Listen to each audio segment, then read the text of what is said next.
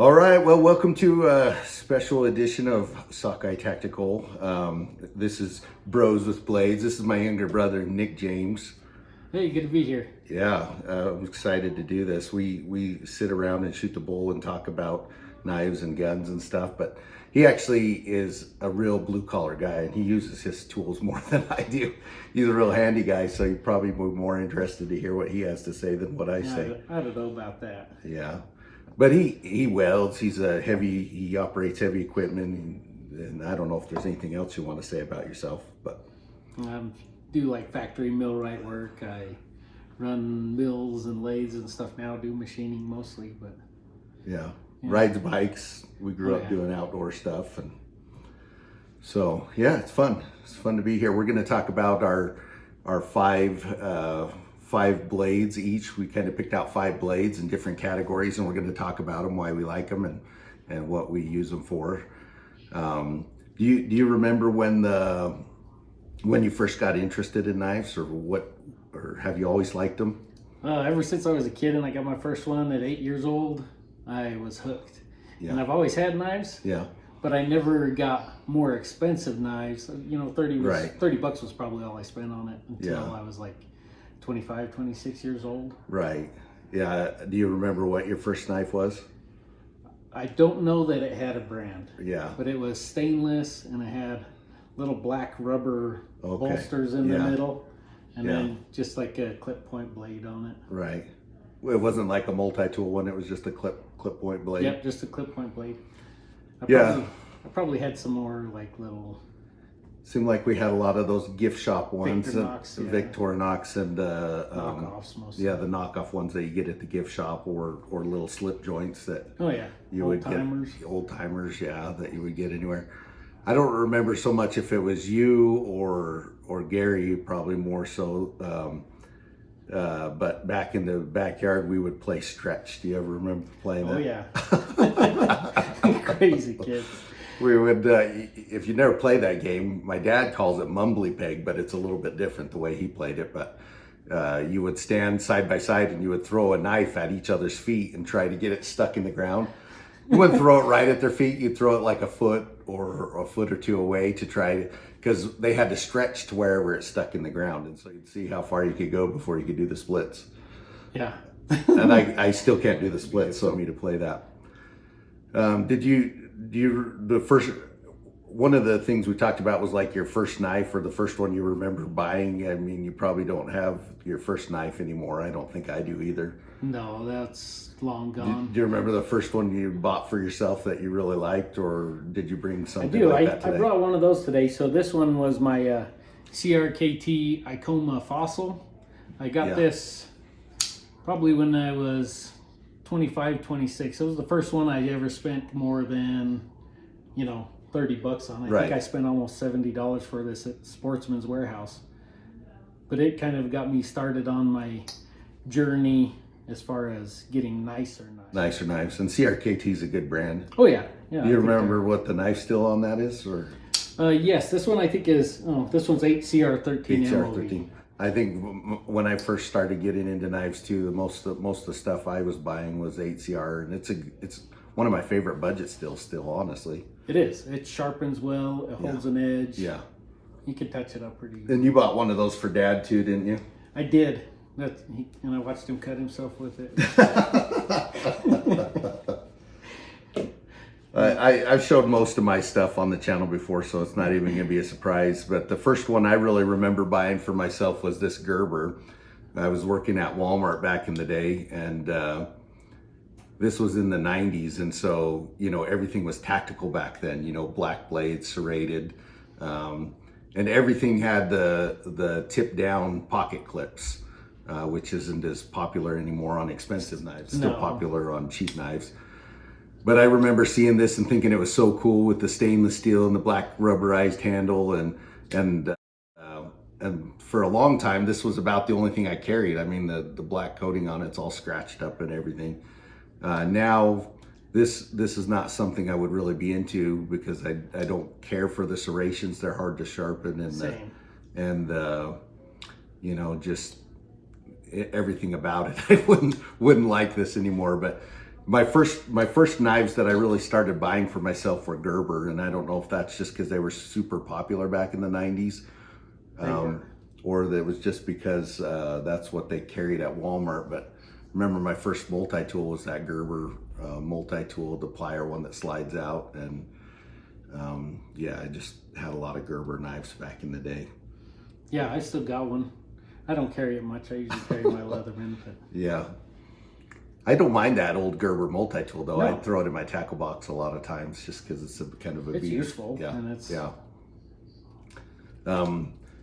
What do you use knives for every day when you kind of carry them?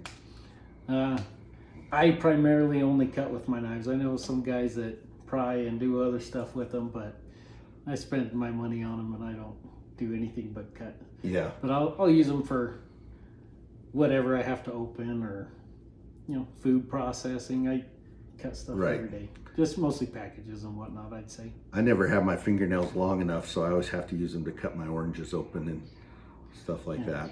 You don't want that under your nails anyway. No, you get y'all sticky. Boxes, letters, that kind of stuff. I mean, that's mainly what I'm doing. I don't get out and do a ton of bushcrafting stuff on a normal day, but do you have a favorite EDC knife that you carry like most of the time, or what's Probably your ideal one? my favorite EDC knife of all time is this. It's a WE Knives, and this model is a little older. This one's the 610, and it's got the Tonto S35 VN steel. It's got ceramic ball bearings, and this is probably my favorite of all my knives. It's just so smooth. Like, the action on it is just, it's beautiful. Yeah. I like the shape. It's functional. Yeah, For the length of it and the thickness of the blade, it's a fairly light knife for how big it is. it is. I'm surprised how light it is, but that's because of the titanium, Oh probably. yeah, huh? titanium. And I also I think we just did a lot of good stuff with that. The lockup's Yeah. solid on that. Yes. And I like in the frame lock there too, it's not just the titanium pushing on the blade, it's actually got a steel insert in there too that's adjustable, so if it ever were to loosen up, which it hasn't in the 6 years that I've used it. I like the Star hardware in there. That's pretty cool too. Yeah, it even came with the special tool for that. Oh, really? Then I got them. My wife bought me that one. She's actually bought me quite a few nice knives. Is this S35 VN or? Yeah, Yeah. it is. And it takes an edge well, and that one holds an edge really well. And this is probably one of my favorite, even though it's not the most expensive, it's probably my favorite EDC knife. And Well, that's not a cheap knife. Where do they go for? A couple $100? I or- think she paid a couple $100 for it, Yeah. and then they dropped in price right after she bought it. It went down to like 135 Yeah. bucks, but I think that was towards the end of its run because they're discontinued Yeah. now. Yeah. You could find a good used one on eBay or something, but there's still a I couple was $100 trying. bucks I was there. trying to buy a lot of knives on an auction, and there was one of those in there, and I didn't get the bid on it. But, anyways, that's a cool knife. Well, that's the only thing I don't like about this is that I don't have more of them, Yeah. because this is my favorite. Do you like a Tonto blade for everyday carry? It's really handy. I do. You'll see with the rest of the stuff I bought, most of it's clip point, but that blade it works. Yeah. I like that little tip is nice for getting in a package, opening things up, and it functions well, and it's probably my favorite of all mine. Nice. I'm primarily a budget channel, so most of my gear is budget oriented, but it's hard to narrow down an everyday carry knife because there's so many good ones. Super hard. It was. So you know what my favorite one is, but I have an honorable mention that's in my pocket, not on the table. But I think the best value, one of the best values you can get is the Civivi Vision FG, because those are $70-$80, and it's Nitro V steel, and I just really like that super lock action on it. This one has Lexan handles, which is kind of a clear. I'm not sure exactly what it, but I really like the blade shape on that one. But it's one I carry a lot, but I didn't put it on the table for a couple reasons. The one that I really like to carry, I think has a little bit more usable blade shape and has a little bit thinner profile, but I do like that one. That's excellent. I like that a lot. The one, and it's no surprise because I've done videos where the Kershaw Iridium, I feel like I spent my last 3 years in knives trying to find a perfect EDC knife, and I kind of stopped after I got to this one just because for me this was about right when as far as a budget knife goes. And again, I think they have these for $60 down at Walmart now, but I like it so much. I get some other variations of it, but I really like the drop point blade on that with the big swedge. It's just about the right length for what I like, and it's really thin, it's really slicey, and I really like crossbar locks, and so that to me is the winner for it. But that's one I carry a lot. And the crossbar lock, especially on this Iridium, and well, with any crossbar lock really, they're just the funnest fidgety knives you can get out there. And this one, like you said, great value, great steel, hard to beat budget knife. It really is. Yeah, D2 and 14C27 are probably some of my favorite budget steels. You have a Kershaw crossbar lock though too. I don't know if you brought it, but you have the. I didn't bring that one. I have the Bel Air with the Magna Cut. Yeah, and that's an excellent knife. Almost made the list for favorite, but just didn't. The Wii has, so there's a couple reasons for that. The Kershaw, that one, my Bel Air, is the clip on it has come kind of loose, even though I've tried tightening it and adjusting it. It just, it's not perfect, and I can't complain about the Wii knife, so it won. Yeah. There's nothing to complain about. Other than that's one of the things on the CVV Vision that I complained about was the pocket clip. And I've replaced this with an aftermarket one from Civivi, a titanium one, because I didn't like the pocket clip on it, the one that it comes with. What were we gonna do next? Like a most interesting knife, or? I do have a unique one here. Oh yeah, that one. And this one I've got. This one I got about the same time I got the Fossil. This one is the CRKT, and I'm not sure exactly how to say it. It's like NIRK tie. But this was a cross between, or it was a collaboration between, what was their names? I wrote it down. Brian Ty and Glenn Klecker. So Glenn Klecker made the NERK knife, and then Brian Ty saw it and wanted to elaborate on his design. And this one actually won Blade Show's like unique custom knife of the year in 2010. And I really liked it just because the lock on it is unique. It's integrated into the handle. You can probably see it better on this side. So when you depress the back, it releases the lock and you're able to close the knife. So it's built into the frame there. And that's one of my more unique knives. Yeah, I like the mechanism on that. And it's got the ball bearings in there too, so it's pretty smooth. It's kind of like a back lock, but it's weird because it's open. Yeah, that's interesting. I like all the cutouts in the handle. Do you know if it's stainless steel or? Yeah, it's handled stainless steel. But with all the cutouts, it's pretty light. And for a big knife, it looks like it would be uncomfortable, but it's really not. It does. It will give you some hot spots. Like when I've carried that one, and I just don't carry it much anymore because, you know, it's cool and all, but like I said, it gets some hot spots when you're cutting, and I just got other knives that I carry now more. Yeah. It's got a big belly on it, which would be nice for slicing through things. For sure. It's a good size knife. Hollow grind. Yeah. And it's thin. Yeah. That would be fun to carry. It's a fun one to show. It's hard to pick too, but usually when I'm thinking of interesting knives, I'm thinking of interesting opening mechanisms. I don't think I've ever seen one of those. This one's the Cube, I'll put the name in the description, the Mykov Cube or something like that, but it folds open like this. It's kind of like a little puzzle.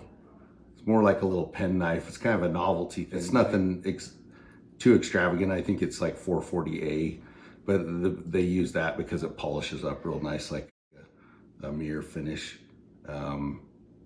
It's pretty. But it's a fun little knife to hand to people and try to have them figure out how to open it. Looks like a little scalpel blade in there. Yeah, it is. But It wasn't very sharp when I got it, but I did put a little bit better edge on it. that is neat. Yeah. I've had it for a while and it hasn't really loosened up. I was worried about it loosening up over time, but I probably haven't done enough use with it to worry about that. But kind of an interesting little opening one. What knife has the most sentimental value to you, or which one are you most attached to? That was another one that's hard to choose. I really like this one. This is a Piranha Virus, and this one's an auto. So they're actually made here in Idaho. In Idaho, yeah, that's cool. I think Twin Falls, but I think this has CPMS 30V. I think so, which is a great steel. Yeah. The only thing, I've got a couple Piranhas. I've got a Amazon too, and the steel, it holds an edge really well, but they're kind of a bear to sharpen. So it's good that it holds an edge. Yeah, S30V can be kind of hard to sharpen. Yeah, this one is, it takes a while to get a good edge on it, but once you got it, it stays there. And I like this auto just for the fact there's not a lot of blade play, zero back and forth, but side to side, very minimal. Where some of my other autos have a little bit more blade play. This one's just smooth. It's got a great spring. If it's so light, it feels like you probably have nothing in your pocket. Yeah. And that is fast action, actually. Yeah, it's got a great spring in it. Do you prefer autos to manual knives, or do you like both, or? I like and have a lot of both. I have more manuals. I love flippers. But autos, they're special too, but if I was going to carry every day, auto is usually not my first choice, but it's a close second. That one is excellent, and I've almost lost that one a couple times. So when I was going to have my son, it was like the day before my boy was born. I took that one. Well, I was carrying it because my wife had got me it that year for Valentine's Day. And I had ran to the dumped a bunch of sticks out, and got back home after I had went to run errands and realized my knife wasn't in my pocket. And looked everywhere, the car, the house, the couches, couldn't find it anywhere. And I prayed and dragged to the dump, and I went over and asked the lady if I could go back where they dumped the sticks at and see if I could find it back there. And sure enough, after I dug through that pile of sticks, I saw it just hanging off of a stick. The clip had caught a branch, and it was hanging in the middle of the pile of sticks. And luckily, they hadn't pushed them in with the loader yet. But and that happened another time. I was camping, where this clip caught on a branch. I reached down, I felt it catch my side, and then I realized my knife wasn't there, and I knew immediately what happened. And so I started looking through the brush, and there it was hanging on a piece of sagebrush. Yeah, so it's so lightweight, it would probably just pop right out of your pocket. Yeah, and the clip's sturdy. Like, it's a good clip, but that one's almost tried to get away from me a couple times. I think the knives that are the most sentimental are the ones that have a story that go with them, or something that, that makes them unique. Something that's been passed down maybe, or something that's been given to you like a gift, or just something like that. This one for me, this is an old fixed blade. I did a video on it a while ago, but when we were cleaning out my grandma's house, our grandma's house, this was in the garage, and it was all beat up, and the handle was loose, and it just looked like it had been sitting in a pile of junk for 20 years. But this was our grandpa's knife, and so I took it and glued the handle and polished it up a little bit. Yeah, I don't think it's anything fancy. It's just made in Germany, I think, on the sheath. But just knowing that was something of his, I think makes it kind of a little bit more sentimental for me. That is cool. So I probably wouldn't get rid of that one. No, why would you? That's awesome. It's not one that I would use a lot, but No, but it means a lot. yeah.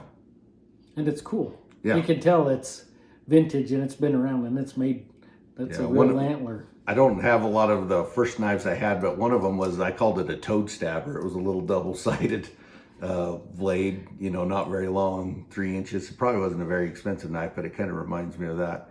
Had a wooden handle, and anyways, yeah, I kind of That's like cool. old knives like that.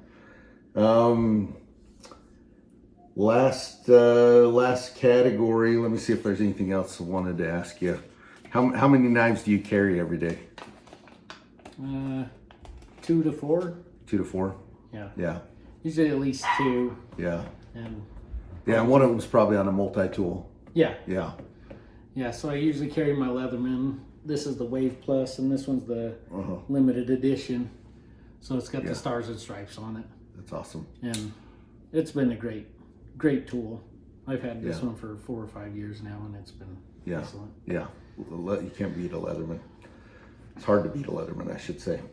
Yeah. So what if crap hit the fan, or you know, apocalypse, zombies? What knife would you want to have on you if you had to bug out? I guess. Well, if it was a pocket knife and stuff was hitting the fan, it'd probably be this Wee knife here. So this is another Wee knife, and this one is the model. What is this one? This one's a 608. It's also discontinued. They don't make these ones anymore. You can find a good example online used, I'm sure. But same construction, S35VN. It's got ceramic ball bearings, the action smooth, titanium clip, the frame lock. This is just, I think the only reason I would pick it over the other Wee knife is this blade would probably be a little better for if you had to take care of an animal or something like that. Yeah. And And it's got a, well, I was going to say it had an open back that would be easy to clean, but it's kind of not open all the way, but still that wouldn't be too bad to take care of where it's a frame lock. It's a sturdy frame lock. It has good lock up in there. yeah, that's the other thing with it. Oh, wow. Yeah. I feel like you could hard use that knife, even baton with it Yeah. to some extent, because Yeah. it's just it's pretty super thick solid. on the spine there too. You can see. Super solid. Yeah, that's good solid. knife. And I like the milling on it. hmm That feels really good. The colors on them have faded because I have carried these ones a lot. Yeah. Yeah, well, you're a user of knives. You can tell that. If it wasn't a pocket knife, what would you carry with you? Oh, I'd have a fixed blade. Fixed blade. But I've got, that's a whole nother caveat. I don't know how many of those I've got. I've got a few, but Yeah. for a smaller but heavy duty fixed blade, I've got the Becker BK22 K-bar. Oh, nice. So it's the Companion. Yeah. And that one, it's a 1/4 inch thick steel blade. So it's Yeah. not very good for slicing, but man, it would, Yeah. you could do everything You with that. could process wood with that, or Oh, yeah. or use it for I self-defense. wish it was just a little bit longer, so I'm gonna have Yeah. to buy a different one. But- Yeah, well, they have longer Beckers. Yeah. The BK9 or something. And you can find lots of stuff to make those your own and customize them. Right. I've done a little bit Yeah, of they're that with mine. easy to take the scales off too. Mm-hmm. Yeah, I for survival situation, I think, you know, I've thought a lot about it. I think I'd probably grab a machete because you can use those to process wood. You could use them to build a shelter. You could use them to do all kinds of stuff. I apologize if you're hearing dogs in the background. We're dog sitting and the kids are out of school still for the holidays, so you maybe have a little bit of entertainment in the video. But yeah, if it wasn't and a machete would work pretty good to take out an assailant or whatever. Oh yeah. I don't know. I like fixed blades for that kind of scenario, but I feel like what I might bring actually is a multi-tool, because I could pick up a piece of metal and I could sharpen it, Yeah, but I couldn't build a multi-tool. that's true. Yeah. But for a pocket knife, I'd probably carry a Spyderco paramilitary. This is the paramilitary 2. I'd probably get the paramilitary 1, just because it's a little bit longer. It's about a 1/2 inch longer, and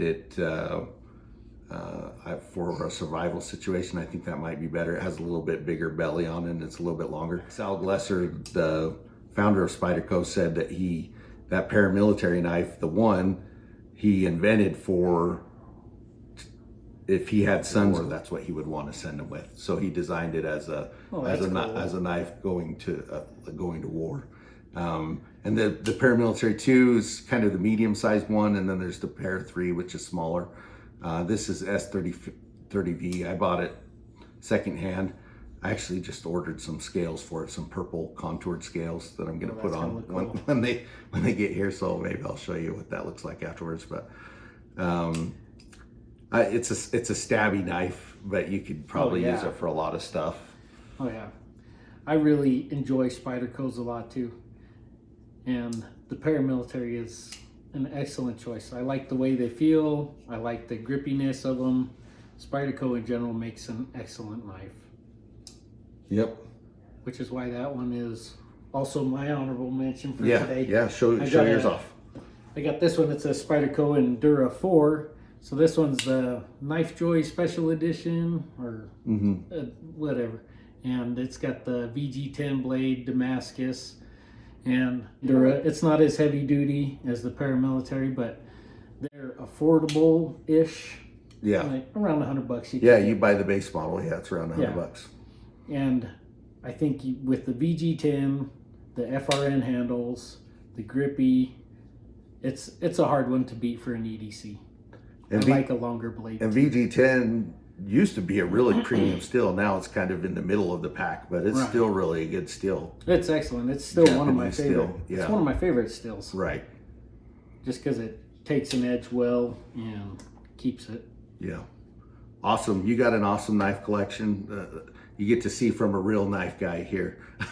I wouldn't say I'm any more of a knife guy than you. You got more than me now. Well, I got more, but I don't have so many high-end premium ones. But he's an actual user, has a lot of great knives, has some guns too. Maybe we'll have him show off his guns one of these days. We'll go out shooting again. But anyways, thanks for being on the channel, bro. You bet. Appreciate you. Brother. Yep.